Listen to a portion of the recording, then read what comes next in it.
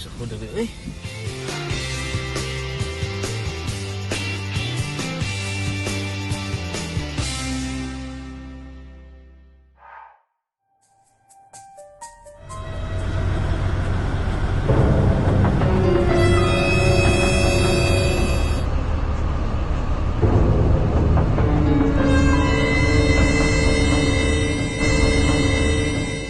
Carbon monoxide is one of the most common toxic exposures that emergency physicians will encounter.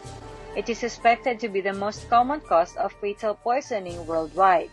Carbon monoxide is typically described as a colorless, odorless gas. Signs and symptoms include the following.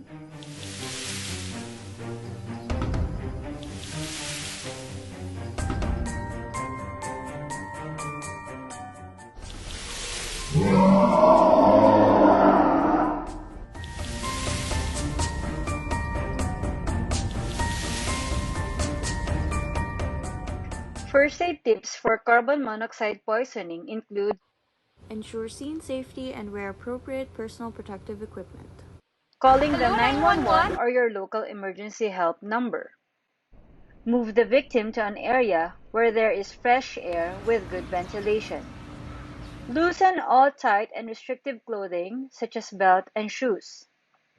Confirm that the airways are protected. Also, ensure breathing and presence of pulse. If there are no signs of life, initiate cardiopulmonary resuscitation. Continue cycle until emergency medical services arrive to take over the care. Primary treatment involves initial resuscitation. Start 100% of oxygen immediately. Identify risks for possible referral for hyperbaric oxygen therapy.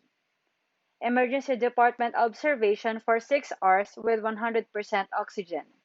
If the patient is without any high-risk features of carbon monoxide intoxication, the patient may be discharged after 6 hours if there is symptom resolution.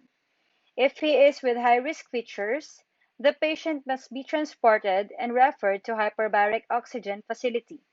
Secure airway, stabilize vital signs, continue oxygen therapy, and identify and treat trauma or acute medical or surgical issues.